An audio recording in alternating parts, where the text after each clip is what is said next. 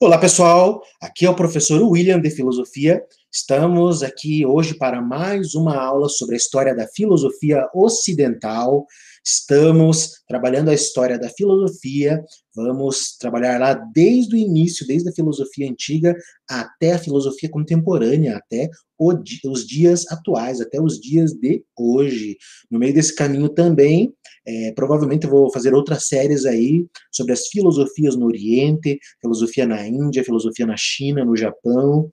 Também estou pensando em fazer uma série de vídeos aí sobre a história da filosofia, onde aparecem as pensadoras, as mulheres. Não é? Existe uma série de pensadoras aí que geralmente não aparecem na história da filosofia clássica, aí nos grandes manuais de filosofia. Mas isso são projetos aí para o passar do tempo, para o decorrer do tempo. Hoje, nós estamos na nossa 18ª aula. Estamos falando da escola eleática. Falamos já do primeiro pensador ali da escola eleática, que seria o Xenófanes, que foi atribuído como pensador dessa escola, o criador dessa escola, mas vimos na aula anterior que ele não criou, ele não desenvolveu essa escola de pensamento. E hoje vamos falar aí, então, de quem teria sido realmente o fundador dessa escola de pensamento, da escola eleática, que foi o Parmênides de Eleia. Parmênides de Eleia teria nascido ali por volta de 530, falecido em 460 a.C. Essa data de nascimento dele é bem incerta. Alguns atribuem que ele teria nascido provavelmente por volta de 515, por causa de alguns fatos ali que a gente já vai tratar daqui a pouco. Então esse foi um busto ali encontrado, certo? Que teria sido atribuído ao Parmênides. Ok? Então, primeira coisa, né, que eu já havia falado, parece que ele é o fundador do eleatismo, ou seja, desse movimento aí dentro da escola eleática. Por que é a escola eleática? Porque é uma escola que ficava na cidade de Eleia. Da mesma forma, por que escola jônica? Porque ficava na cidade da Jônia, ok? Platão, né, Platão chama Parmênides de venerando e às vezes terrível. O Parmênides, assim, é um filósofo bem complexo, ele é um filósofo, assim, revolucionário no sentido de que ele leva a filosofia para outros rumos ali, bem diferentes do que a filosofia estava trabalhando. Nós vimos, por exemplo, que a filosofia, até então, ela estava, de certa forma, presa ali naquelas explicações cosmológicas. A filosofia estava na área da cosmologia, que era justamente a questão de tentar entender qual a origem do mundo e do universo. Aqui, com Parmênides, a filosofia passa para um outro patamar. A filosofia de uma cosmologia vai para uma ontologia, que é o estudo do ser. Mas a gente já vai ver isso com o passar das nossas aulas. Interessante também, uma informação curiosa, o Platão, como todos sabem, ele escreve as suas obras em forma de diálogo. E o personagem principal das obras de Platão é o Sócrates. O Sócrates, de certa forma, ele vence praticamente quase todos os diálogos ali de Platão. Somente um diálogo, que é chamado de Parmênides, em homenagem a Parmênides, onde Parmênides ali bem velhinho, já estava conversando com um Sócrates novo, né, o Sócrates bem novinho, o Parmênides consegue, de certa forma, desestabilizar ali o pensamento do Sócrates.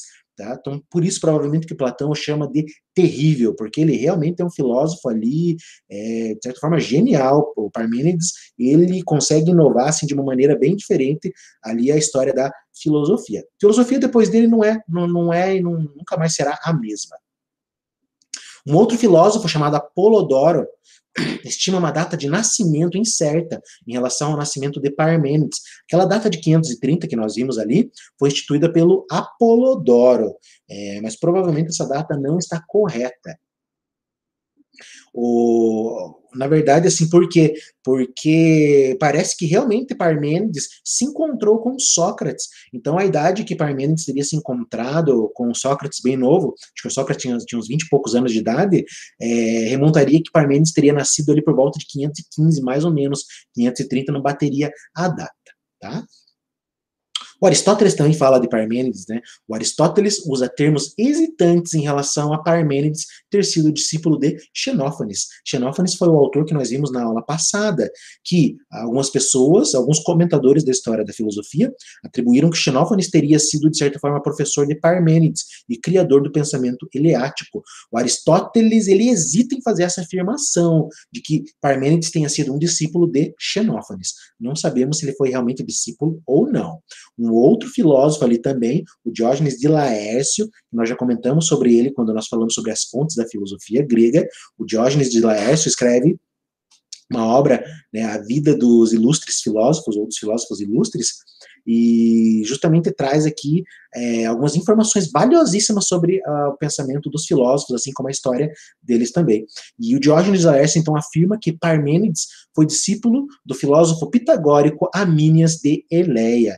Então, Parmênides teria sido discípulo de um pensador da escola pitagórica. Também trabalhamos a escola pitagórica nas nossas aulas anteriores. Então, não se sabe ao certo, né? Parmênides foi discípulo do Xenófanes, aquele autor que nós vimos na aula passada, ou foi discípulo de um pitagórico, que foi um movimento filosófico que nós vimos anteriormente, que defendia, por exemplo, que a origem do cosmos é reduzida ao número. Então não se sabe ao certo quem é realmente o mestre do Parmênides. O interessante do Parmênides é que ele foi o primeiro a expor sua filosofia na forma de poemas hexâmetros. Tá? O que seriam esses poemas? Seriam poemas, de certa forma, ali escritos, né, digamos assim. Os hexâmetros seriam, na verdade, um estilo literário, um estilo de se escrever poemas, né? Hoje nós sabemos ali que, né, dentro dos estudos literários, existe um método chamado de escansão, onde você consegue descobrir quantas sílabas tem um poema, etc. E existem várias diferenças ali entre poemas com 5, 6, 4, 3, 2 monossílabas, etc. E os poemas de Parmênides são poemas filosóficos. Então parece que o Parmênides foi o primeiro a escrever filosofia na forma de poemas. E a gente vai ler alguns poemas ali que eu deixei lá no finalzinho da aula para a gente entender melhor as ideias do Parmênides. Antes do Parmênides, os autores, os filósofos haviam escrito em prosa. Tá? O Anaximandro, o Anaxímenes e até mesmo o Heráclito escreveram em prosa. Parmênides foi o primeiro a escrever em forma de poemas. E parece que mais tarde ali o Empédocles, outro filósofo que a gente vai falar daqui a umas 4 ou 5 aulas, também teria escrito em poemas. Mas parece que o Parmênides foi o primeiro. Tá? Do poema de Parmênides nos restaram 154 versos. É bastante coisa, mas muita coisa também foi perdida. Esse poema, ele estava dividido, o que a gente sabe, ele estava dividido em duas partes. Duas partes. Primeiro, uma parte que tratava da doutrina da verdade, que verdade em grego também é conhecido como aletheia, e a segunda parte, que era a doutrina da opinião, que é a doutrina da doxa. Então, esse poema do Parmênides, na verdade, é uma história bem interessante. Parece que ele teria sonhado que uma deusa o conduziu através de uma carruagem ali com cavalos alados até, isso tudo parece que foi dentro de um sonho, tá? Conduziu ele justamente até um portão, e esse portão era guardado pela justiça. E daí eles acabam começando a justiça abre esse portão, digamos assim, e a partir dali essa deusa, na verdade, os intérpretes trazem a ideia de que essa deusa seria a verdade. Então, essa deusa, que é a verdade, mostra para Sócrates 3 caminhos, que são, de certa forma, os caminhos que a humanidade, que os homens seguem. O primeiro caminho é o caminho da verdade. O segundo caminho é o caminho do erro, é o caminho da opinião. E o terceiro caminho é um caminho de uma opinião próxima ali da verdade, digamos assim, uma opinião plausível, mais ou menos, tá? Então, pelo que a gente sabe aí desse poema do Parmênides, então ele estava dividido em duas partes, a parte que fala da verdade e a parte que fala da opinião. Vamos ver agora mais detalhadamente o que é isso. O que é opinião? Opinião em grego, como eu já falei, é doxa. A doxa refere-se à opinião do senso comum que se fixa na aparência das coisas. Então, a primeira coisa ali que a gente vê na filosofia do Parmênides, nesse poema do Parmênides, é que há uma contraposição entre verdade, aletheia, e doxa, opinião. A opinião não é verdade. Por quê? Porque a opinião é fundada nas aparências, naquilo que nós vemos das coisas. E essa aparência nada mais seria que uma grande ilusão, digamos assim. Então, esse é o caminho da doxa, o caminho da opinião, o caminho do senso comum, o caminho do povão, digamos assim, esse pensamento do povão, é um pensamento errôneo, no sentido que é um pensamento que as pessoas deixam se convencer pelas aparências, pelos sentidos, o olhar, o olfato, a audição, o paladar, etc., o tato, são sentidos, né, eles que fazem parte da experiência, e ali Parmênides já traz a ideia que esses sentidos são errôneos, porque muitas vezes eles podem confundir as pessoas. Então, o Parmênides também parece que expõe ali dentro dessa obra dele uma teoria física que, de certa forma, se aproxima ali do pensamento de Pitágoras, ou do pensamento pitagórico. Tá? Ele expõe uma teoria física de inspiração pitagórica. Ao dualismo do limite e do ilimitado faz corresponder ao dualismo luz e trevas. Nós vimos também na aula passada que os pitagóricos falavam em termos de limite e ilimitado, tudo isso correspondendo, de certa forma, aos números. O Parmênides traz a ideia e chama isso de luz e trevas, consequentemente. O Aristóteles, ele vai interpretar essa ideia do Parmênides de luz e trevas justamente entre uma oposição, né, de calor e frio, ou de fogo e terra. Então parece que Parmênides também fala dessas questões físicas, mas todas essas questões físicas, essas questões cosmológicas, vão em direção àquela doutrina dele da verdade e da opinião, certo? Então, também a gente vai ver que lá na filosofia renascentista, vai demorar um pouquinho para a gente chegar lá no Renascimento, depois da Idade Média, o filósofo chamado Bernardino Telésio, que nasceu em 1509, faleceu em 1588, retoma esse dualismo de Parmênides, a questão ali do fogo e terra, do calor e do frio. Então, Parmênides, ele também trata dessas questões cosmológicas. O que os pitagóricos chamaram de limitado e ilimitado, Parmênides traz a ideia de calor e frio, o que depois Aristóteles vai interpretar aí como fogo e terra, como, de certa forma, aquilo que compõe as coisas.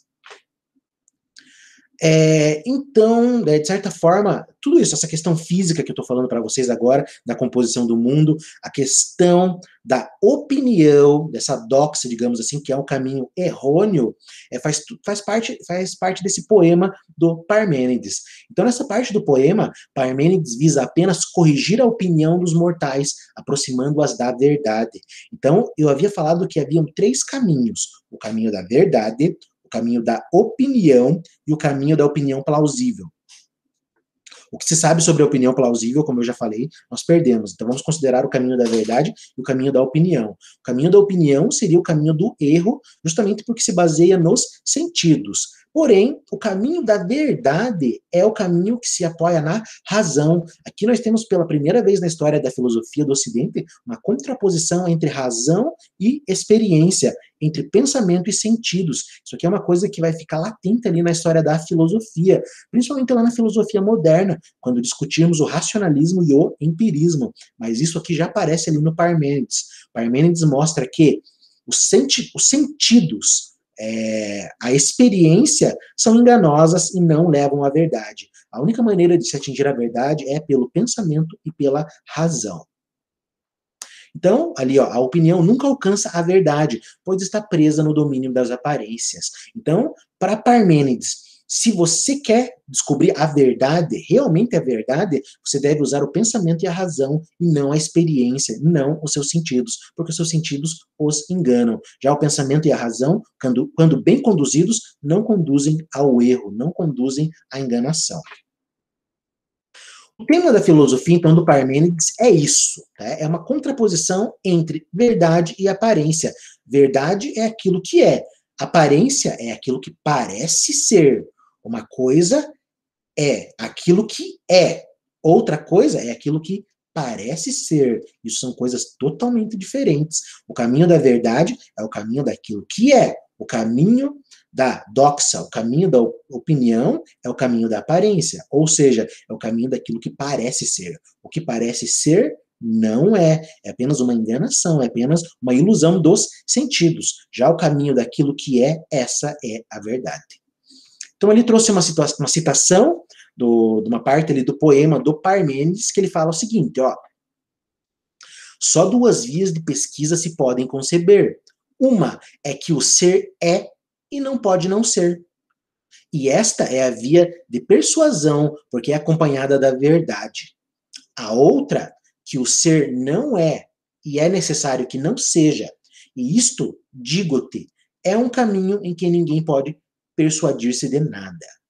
Portanto, só um caminho resta ao discurso, que é o caminho de que o ser é. Eu falei no começo dessa aula que o Parmênides era um filósofo bem difícil, bem complicado de entender. As pessoas geralmente ficam perdidas nessa ideia do ser e do não ser. Então, olha só, eu vou deixar bem explicadinho isso aqui para vocês entenderem a ideia.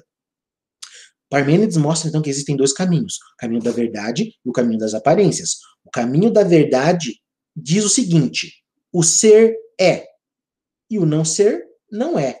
Perfeito. É isso mesmo. Já o caminho da aparência confunde ser com não ser.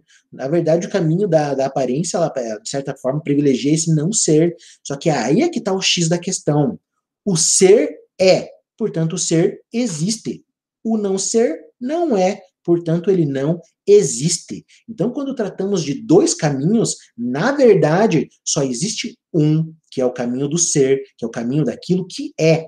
O caminho do não ser não existe, porque o não ser não existe, o não ser não é, portanto não há caminho algum. O único caminho que deve ser seguido é o caminho da verdade, é o caminho do ser. É isso que o Parmênides traz no poema dele. O ser é, e o não ser não é. Pronto, essa é a verdade. O ser é, realmente, o não ser não é. Certo? A aparência é quando as pessoas confundem o ser com o não ser e o não ser com o ser. Por quê? Porque o próprio não ser não existe. O que existe apenas é o ser. Quando a gente está falando aqui da questão do ser, o que é o ser? O ser é aquilo que é, portanto, é aquilo que existe. Certo? Então, essa é a ideia para Parmênides. O não ser não é, portanto, não existe. E se não existe, não pode nem ser pensado, porque você só pode pensar no ser, ok? Parece um pouco confuso, um pouco complicado, por isso que a filosofia do Parmênides é considerada dificílima, mas é mais ou menos essa ideia, por aí que a gente vai, tá bom? Vou continuar explicando ali, para ver se fica mais clara essa ideia.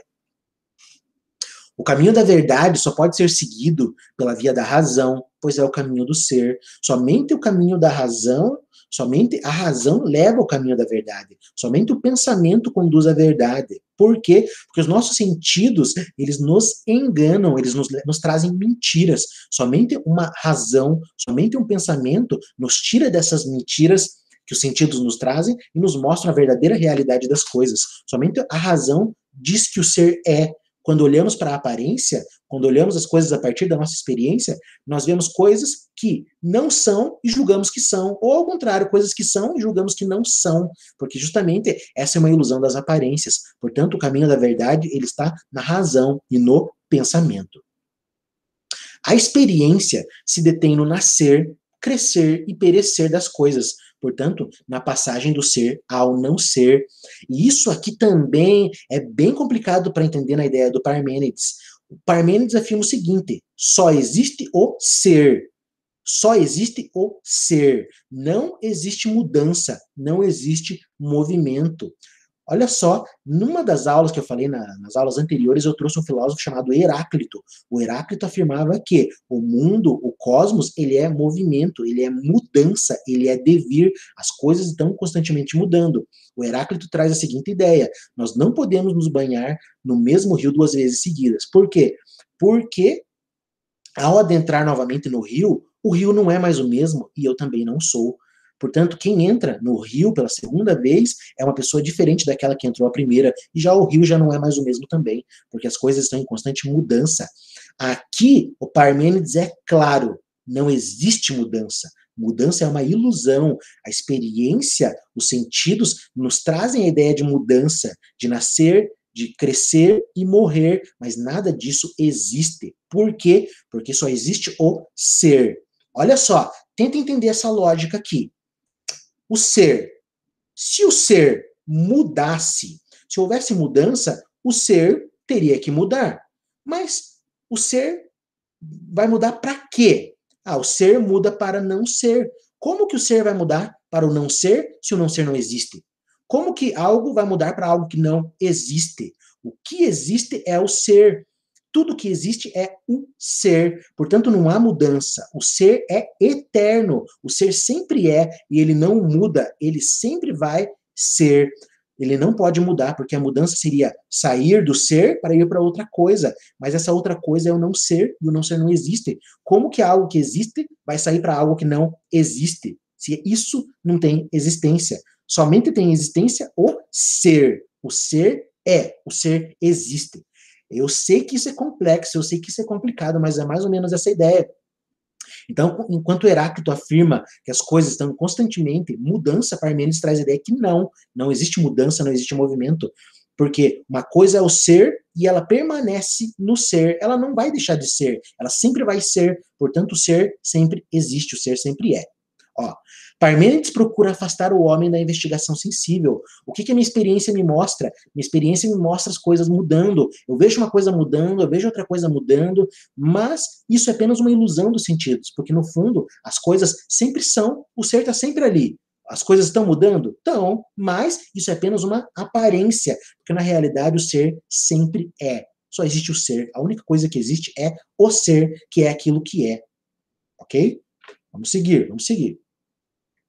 O homem deve investigar com a razão. Somente a razão mostra que o ser é, que só existe o ser, porque a experiência me mostra o contrário, mas a experiência é ilusória. Não se esqueça, a experiência ilude, a razão traz a verdade. E qual é a verdade? Que o ser é. Ok? A razão mostra que não se pode pensar e nem expressar o não ser. Qualquer coisa, você pode pensar na coisa mais maluca, você pode pensar na coisa mais louca. Quando você pensa nisso, você pensa em algo. E se é algo, é o ser. Se é algo, é o ser. Você não consegue pensar no não ser, porque o não ser absolutamente não existe. O que existe é o ser. Qualquer coisa que você pense está dentro da esfera do ser. O não ser, como não pode ser pensado, também não pode ser falado. Tudo que você fala é o ser, é alguma coisa. Tudo que você fala é. Fique ligado nessa partícula é. Quando eu falo é o ser. Se é, existe. Se existe, é o ser. E o ser é, e o ser existe. O não ser não existe, não pode ser falado e nem pensado. O objeto da expressão e do pensamento é o ser. Tudo que você pode falar, tudo que você pode dizer, tudo que você pode pensar é o ser. Tá bom? Parmênides determina com toda clareza o critério fundamental da validade do conhecimento, que deveria dominar toda a filosofia grega. Então, essa ideia aqui do Parmênides, por mais, digamos assim, complicado que pareça ser, ela é muito importante para a filosofia grega. O que ela está trazendo de novo?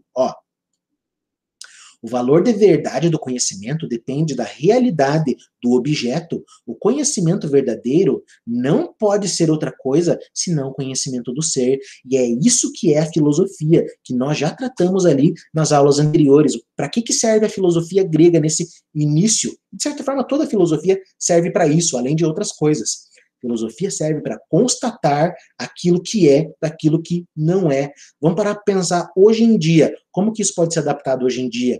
Hoje em dia, por exemplo, nas redes sociais, nós temos lá as fake news. Nós caímos em informações falsas, acreditamos que aquelas informações falsas são verdadeiras. Por quê?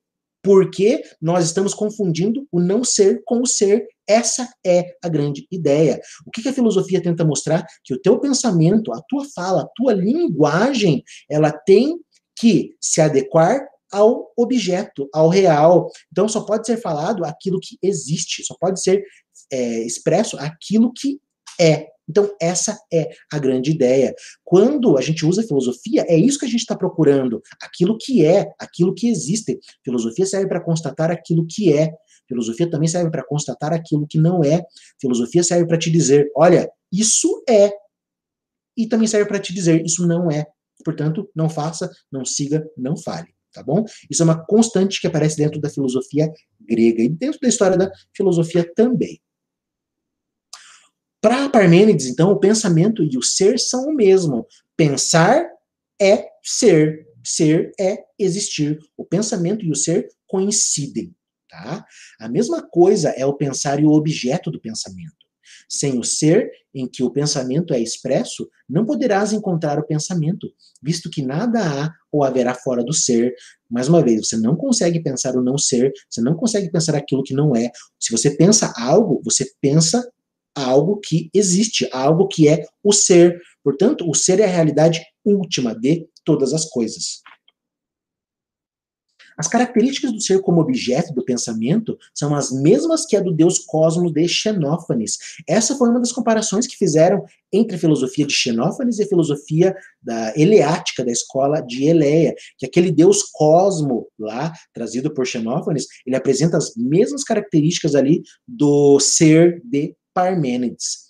Entretanto, Parmênides reduz as características à necessidade. Então, quando o Xenófanes trata do Deus Cosmo, ele vai falar que o Deus Cosmo é necessário, é eterno, é imutável. Parmênides vai dizer tudo isso do ser, mas tudo isso é reduzido à necessidade. O ser é necessário. O ser é, portanto, ele é necessário. Tudo aquilo que existe faz parte do ser.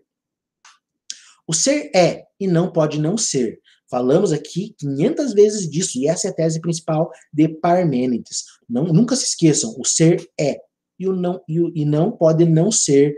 Isso aí, pessoal, também introduz na filosofia uma ideia chamada de princípio de não contradição. Se o ser é, ele não pode não ser. Se o não ser não é, ele não pode ser. Tá? É o princípio de não contradição. O ser em relação ao tempo é eterno. Isso aqui, pessoal, também é um pouco complicado de entender na ideia do Parmênides. Para Parmênides, não existe, quando se trata da questão do ser, não existe passado, nem existe futuro. Por quê? Passado é aquilo que não é. Se é aquilo que não é, é não ser, e o não ser não existe. Futuro é aquilo que ainda não é. Se ainda não é, ele não existe. Portanto, ele não é. Portanto, não se fala nem de futuro, nem de passado. Mas o que existe? Um eterno presente. Por isso que ele fala que o tempo é eterno. Porque o tempo é o ser. Olha só, essa partícula é. O tempo é o ser. Pronto. Se eu digo que alguma coisa é, essa coisa faz parte do ser. Portanto, é o ser. Não vou dizer o tempo não é. Porque se eu digo o tempo é o não ser. Se é o não ser, ele não existe. Tá? Então essa é a ideia, o tempo é eterno, porque só existe o ser. Uma outra ideia também, Parmênides traz a ideia de que o ser, ele não pode ser gerado e também não pode ser destruído. Por quê? Porque olha só, se o ser fosse gerado, ele teria que vir de uma coisa diferente daquilo que ele é. E o que é diferente do ser? O não ser. Mas do não ser, que não existe, não pode vir alguma coisa. Como que algo vai surgir do nada? Como que algo vai surgir daquilo que não existe? E como que algo vai para aquilo que não existe? Não tem algo que vá para aquilo que não existe. Portanto, o ser é eterno. Não é nem gerado e não é nem destruído. O ser é uma constante eterna.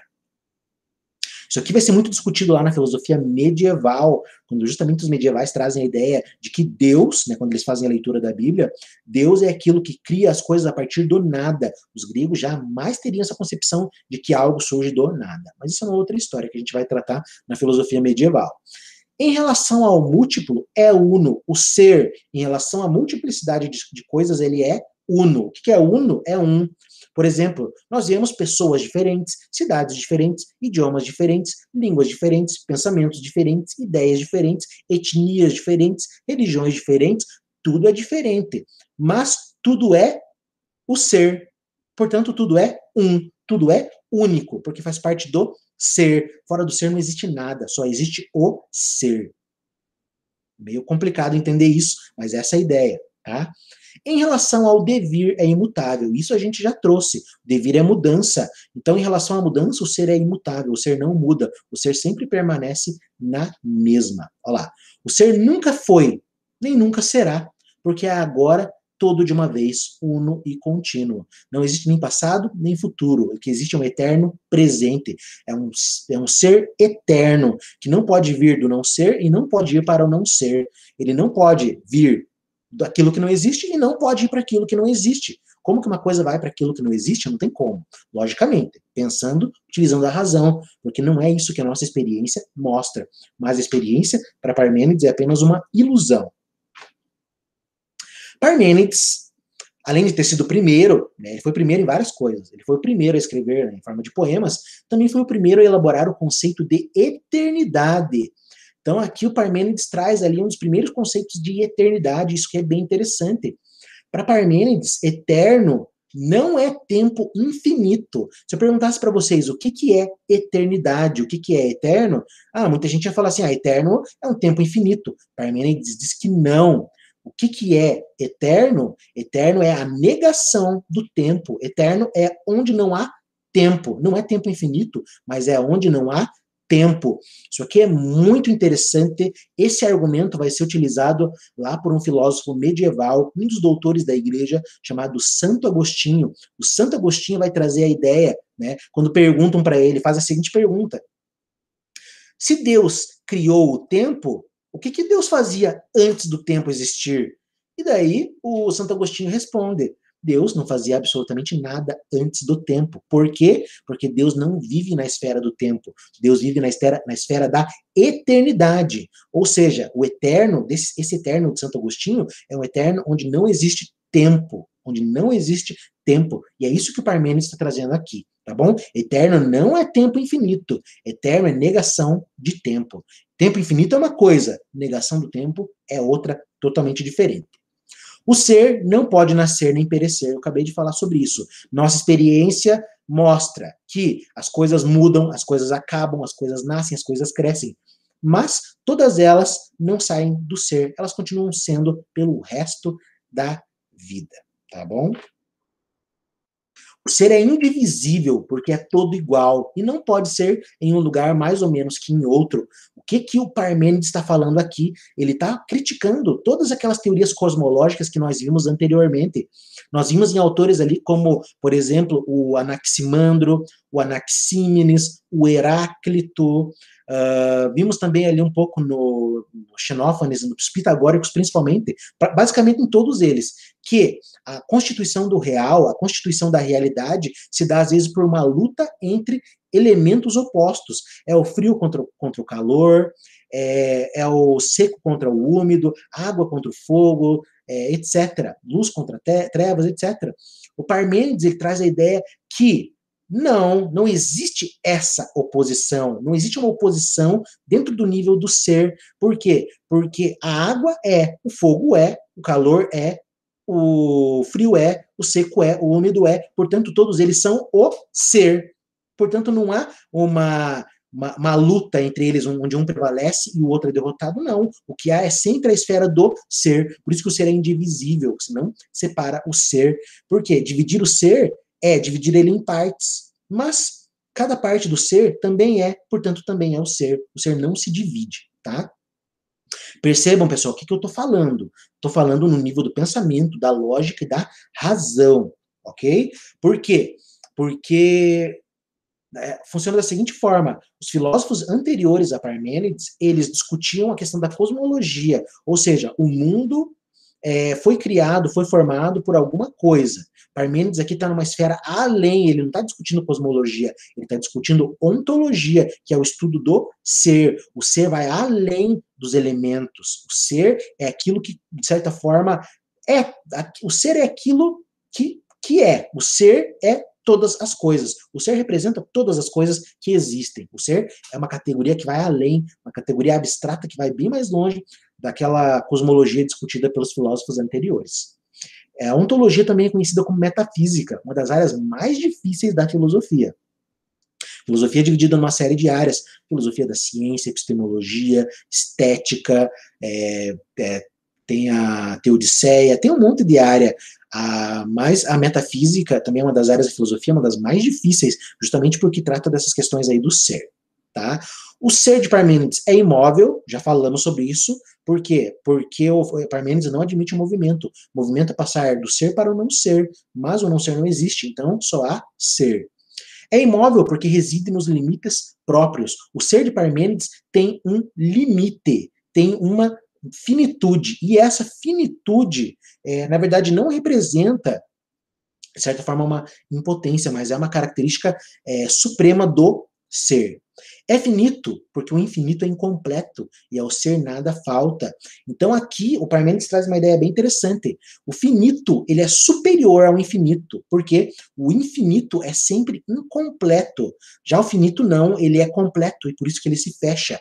E ele se fecha aonde? Na esfera do ser. O ser não precisa de nada, o ser é autossuficiente, o ser não precisa de absolutamente nada. O ser é. Portanto, o ser é finito, porque ele já se completa. Se fosse infinito, ele seria incompleto. O ser é completude e perfeição, como eu acabei de trazer.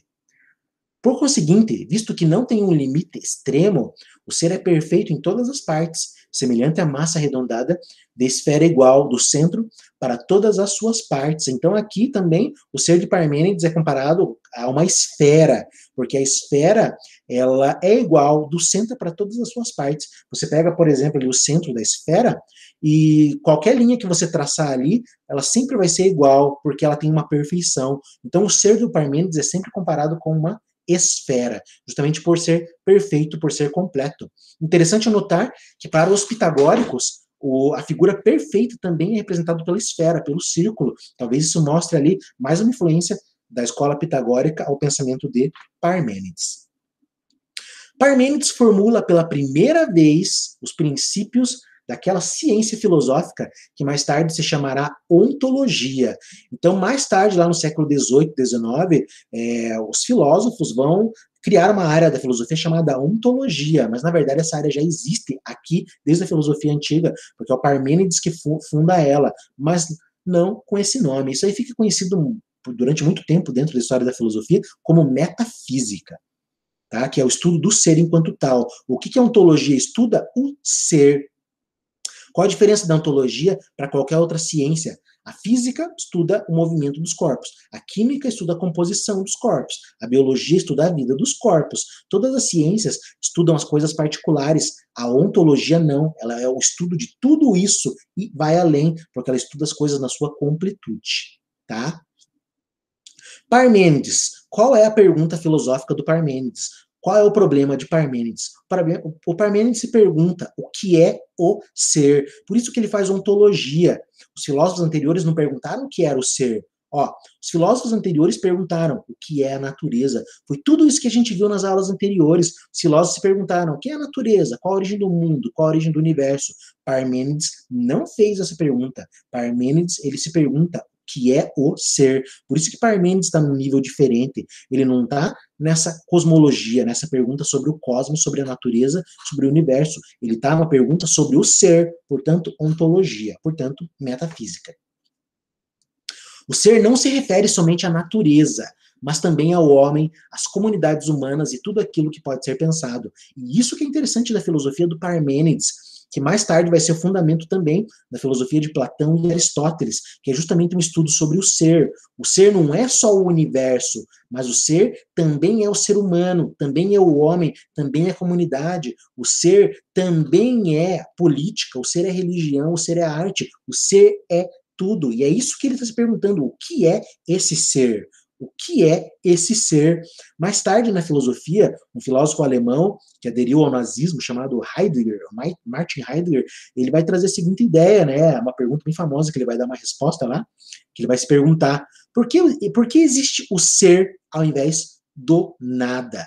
E essa é uma pergunta bem interessante, que Parmênides já se faz. Ele pergunta o que é esse ser? Como você define o ser? Tá bom? Isso é bem complicado, bem difícil, mas a gente vai tratar mais sobre isso nas próximas aulas. O ser não tem relação direta com as coisas empíricas, pois está além delas. Então, o que nós temos ali, que é dado pelos sentidos, o que você vê, o que você olha, o que você escuta, tem uma relação com o ser, obviamente, só que o ser é uma coisa que vai além de tudo isso. Porque, olha só, o que você está vendo, o que você está ouvindo, o que você está escutando é mera aparência. A verdade está além da aparência. Se você quer descobrir a verdade, saia das aparências e pense. Use a lógica, use a razão, use o pensamento. Somente reconhecível com o pensar. A verdade só é reconhecível com o pensamento. A experiência jamais chegará à verdade, porque ela está presa nesse mundo de ilusões. A necessidade do ser nega o possível. Dentro da filosofia de Parmênides não existe o possível, como nós conhecemos. O que é possível? Possível é aquilo que pode acontecer ou não acontecer. Só que o grande problema é o não acontecer é o quê? É o não ser.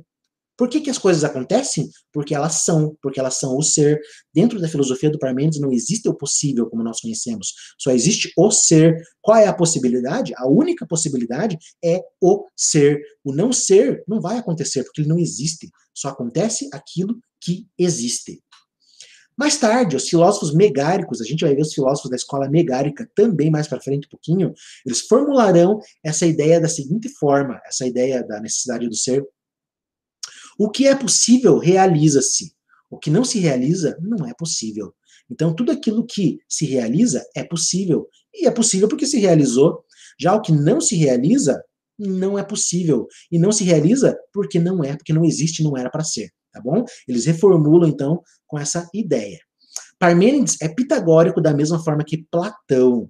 Tá? Então a gente pode dizer que Parmênides ali é pitagórico no sentido de que ele traz essas discussões, às vezes, sobre o limitado ou ilimitado. O Platão também, de certa forma, ele vai trazer depois nos questionamentos dele, principalmente num diálogo lá, o Timeu, justamente essa questão, essa busca do ser, essa busca de algo que vai além das aparências, que é algo que os pitagóricos trazem. Os pitagóricos já trazem uma ideia ali abstrata, dizendo que o número é o princípio da realidade. E Parmênides e Platão vão bem nessa linha, principalmente negando a experiência, negando os sentidos.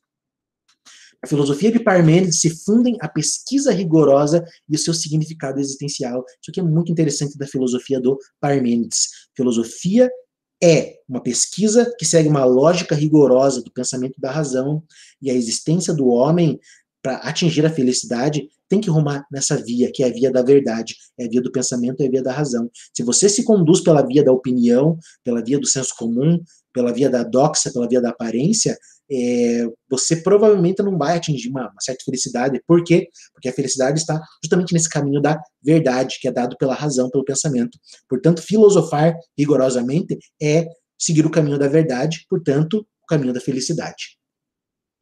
Alguns o consideram o criador da lógica, como eu acabei de falar também, o Parmênides é considerado o criador da lógica, mas isso é bem discutido. Se a gente entender lógica como um instrumento da filosofia, Parmênides não é o criador da lógica. Mas se a gente entende a lógica como uma forma rigorosa de pensamento dentro do próprio pensamento filosofal, né, dentro do próprio filosofar, então dá para se dizer que ele é o criador da lógica, até por causa daquela ideia ali que eu trouxe, né, que provavelmente ele teria desenvolvido o princípio de não contradição. O ser é e não pode não ser, ok? Filosofia de Parmênides salva o ser, mas não os fenômenos. Então, a ideia aqui é a seguinte: o que são os fenômenos? Fenômenos é tudo aquilo que aparecem, é tudo aquilo que eu vejo, é tudo aquilo que eu olho, é tudo aquilo que eu escuto.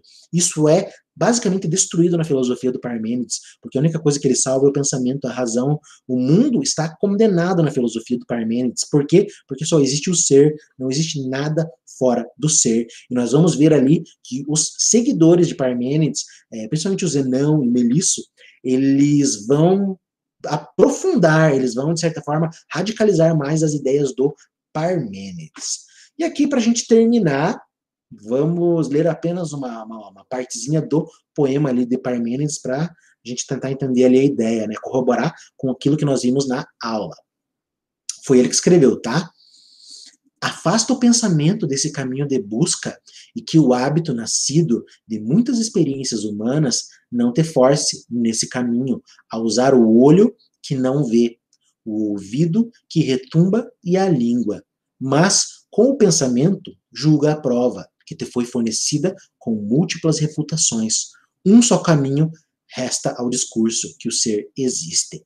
Olha só, veja aquela parte ali, ó, não te force nesse caminho a usar o olho que não vê. Qual é o olho que não vê? É justamente esse olho que você está vendo o meu vídeo agora. Por quê? Porque esse olho que vê é o olho da experiência, e isso é mentira, isso é ilusão. O único olho que realmente pode ver as coisas é o olho da razão, é o olho do pensamento. Tá? Você está me escutando, mas não escute com esse ouvido da experiência, escute com um ouvido, de certa forma, da razão. Por quê? Porque o único caminho que resta ao discurso é que o ser existe, e esse é o caminho da verdade. Então é isso. Trabalhamos aqui, então, hoje as ideias do Parmênides, do filósofo Parmênides. Hoje eu vou fazer um resumão ali da aula, né? Acho que a aula ficou um pouquinho longa também. O pensamento do Parmênides é complexo, é um pensamento difícil. Eu estudo filosofia aí há mais de 11 anos, e eu demorei pelo menos uns 3, 4 anos ali para entender mais ou menos a ideia do Parmênides. Digo mais ou menos porque a gente nunca esgota, né? Você nunca pode dizer que você compreende totalmente o pensador, porque isso é uma mentira. A gente vai conhecendo aos pouquinhos, mas sempre que a gente vai estudando, a gente vai descobrindo algo novo. Então, resumão da aula de hoje.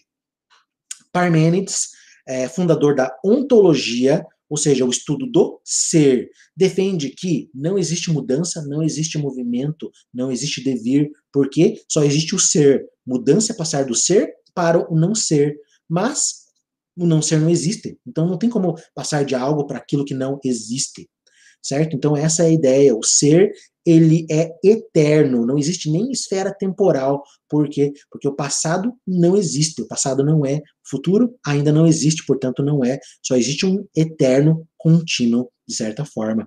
Vimos também aquele pensador, o Heráclito, que ele trabalha que o movimento existe, é a própria essência do real. Parmênides aqui, em contraposição, traz a ideia que não existe movimento, não existe mudança, tá? Mas uma coisa que eu gosto de falar sempre para os meus alunos ali, para ver se fica um pouco mais clara a ideia, é que quando a ciência, de certa forma, faz o seu trabalho, quando, por exemplo, cientistas criam leis científicas, o que é uma lei científica, se não, de certa forma, uma fé ou uma crença em que o mundo não vai mudar, as coisas não vão mudar. Por exemplo, você tem lá as leis de Newton, você tem a segunda lei de Newton, força igual a massa vezes aceleração. Beleza, quando você formula uma lei como essa, você está partindo da ideia de que a força vai ser sempre igual a massa vezes aceleração, em qualquer parte do universo, eternamente. Por quê?